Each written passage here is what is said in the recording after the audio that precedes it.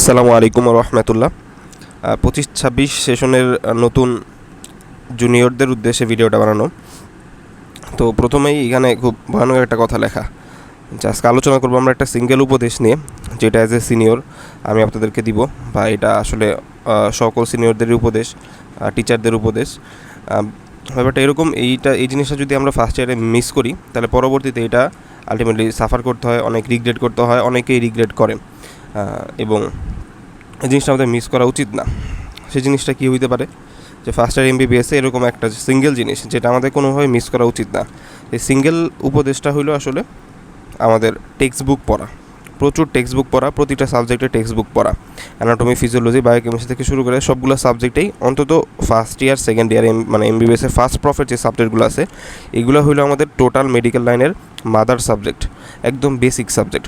তো যখন এই বেসিক সাবজেক্টগুলোতে আমাদের পিওর কনসেপ্ট না থাকে, ক্লিয়ার কনসেপ্ট না থাকে, তখন আমাদের আলটিমেটলি সাবসিকুয়েন্টলি যখন ক্লিনিক্যাল সাবজেক্টগুলোতে আমরা যাব, হ্যাঁ, ইভেন ফার্মাকোলজি, প্যাথোলজি পড়বো, পরে যখন মেডিসিন, সার্জারি পড়বো, তখন আমাদের প্রচুর বেশি ল্যাক অফ নলেজ থেকে যাবে। বেসিকের ঘাটতি থাকার কারণে আমরা কোরিলেট করতে পারবো না, এবং আলটিমেটলি দেখা যাবে এইভাবে ফার্স্ট ইয়ার থেকে যখন টেক্সট বুক থেকে দূরে থাকবো, তো আলটিমেটলি তখন আমাদের একটা টেক্সট বুক বিমুখিতার সাইকেলে পড়ে যাব। আর বাকি অন্যান্য ইয়ারে যাও, second year, third year, fourth ইয়ারে যা, আমরা টেক্সট বুকের সাথে খুব বেশি অ্যাটাচ হইতে পারবো না যদি প্রথম থেকেই গ্যাপটা থাকে।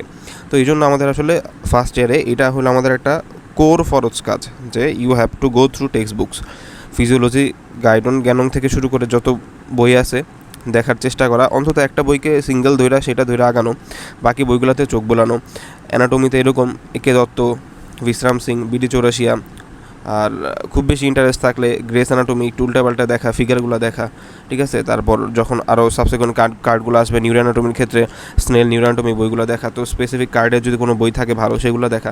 তো এই অভ্যাসটা গড়ে তোলা ফার্স্ট ইয়ারে একটা খুবই গুরুত্বপূর্ণ কাজ, কনসেপ্ট বিল্ডিংয়ের জন্য, ক্লিনিক্যালি শাইন করার জন্য, এবং পরের ইয়ারগুলোতেও যাতে টেক্সট বুকের সাথে অরিয়েন্টেড থাকা যায় সেই জন্য।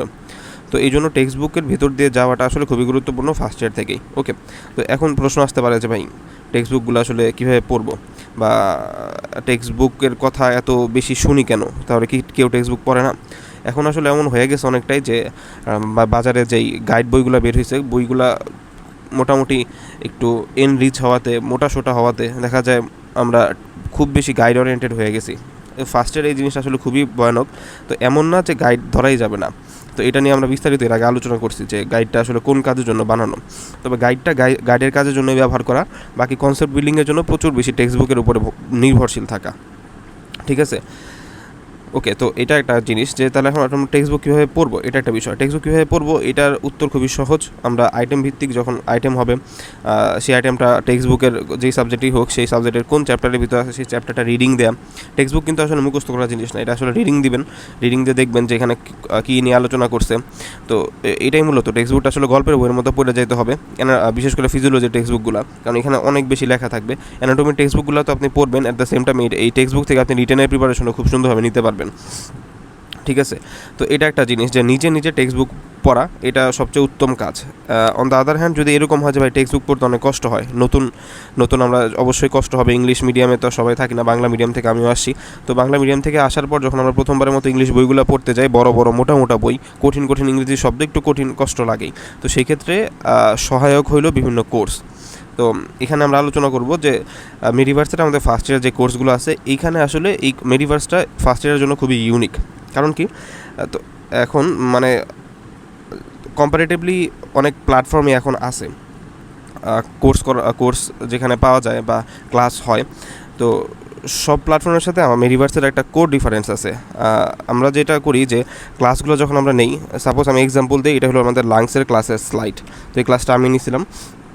তো এইখানে আমরা যেটা করি যে শুরুতে যে টপিকটা আমরা পড়বো সেই টপিকটা নিয়ে বিস্তারিত একদম দেখেন আইকা পড়ানো হয়, যে কী কনসেপ্ট নিয়ে আলোচনা হবে, পর্যাপ্ত মানে বইয়ে ফিগার, বাইরে থেকে অনলাইনে ফিগার দেখানো হয়। তবে যেগুলো সব কিন্তু নিজের হাতে ড্র করা। তো এগুলো যখন আমরা মানে ড্র করে কনসেপ্টটা পড়ায় দিব, এটা তো সব কোর্সেই কম বেশি বা সব প্ল্যাটফর্মে কম বেশি এটা হবে, যে তারা এটা করবে যে তারা ড্র করে পড়ায় দিবে, যার ফলে আপনার একটা সুন্দর কনসেপ্ট হবে। কিন্তু এই ড্র করে পড়ার পরে কনসেপ্ট নিয়ে যখন আপনি বই খুলবেন, তখন আপনার কাছে বইটা আবার একটু পড়তে কষ্ট লাগবে। তো আমরা যেটা করি মেডিভার্সে, যে আমরা এখানে কনসেপ্ট বিল্ডিংয়ের জন্য তো একদম জিরো থেকে একে সব কিছু ড্র করে ইলাস্ট্রেট করে পড়ায় দিই। অ্যাট দ্য সেম টাইম আমরা কিন্তু যথেষ্ট পরিমাণ সবগুলো সাবজেক্টের রিলেভেন্ট বইগুলো থেকে দাগিয়ে দিই। যেমন আমি যদি লাংসের ক্লাসের জন্যই দেখাই, এটা হলো একে দত্ত স্যারের বই। তো এই দেখেন এই বইটা টোটালি আমি এই যে ক্লাসে দাগানো, ক্লাসের টোটালি পুরো বইটা আমি দেখিয়ে দিছি লাংসের টপিকের। এখান থেকে যেই টপিকগুলো প্রয়োজন, হ্যাঁ ইম্পর্টেন্ট, সবই দেখাই দিছি। অ্যাট দ্য সেম টাইম আমি বিশ্রাম সিংয়ের বইও চলে গেছি। এখান থেকে ব্রঙ্কিয়াল ট্রি এর কোন ফিগারটা দিলে ভালো হবে। তারপর এখান থেকে আবার আরটি সাপ্লাই ভেনাস ডেনেসটা এখানে সুন্দর লেখা, এটা এখান থেকে পড়ছি।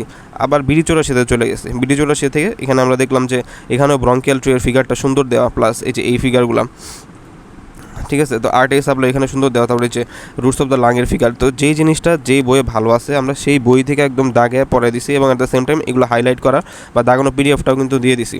তো এমন না যে আমরা জাস্ট শুধু বই দাগে বা ক্লাস শেষ করে দিছি, আমরা কিন্তু দুইটা সাবসিকুয়েন্টলি চালাইতেছি। আমরা এখানে কনসেপ্ট বিল্ডিংয়ের জন্য এখানে একে একে ইলাস্ট্রেট করে পড়াইতেছি এবং আপনাকে বইয়ের সাথে ওরিয়েন্টেড করে দিতেছি। তো এখান থেকে মানে আমাদের প্রথম কথা, যদি আমি এখানে একটা ইতি টানি যে কীভাবে আপনি কী পড়বেন, মেন বইগুলো পড়বেন। তো একটা উপায় তো শুরুতে আলোচনা করলাম যে নিজে নিজে পড়বেন, দ্যাটস দ্য বেস্ট ওয়ে।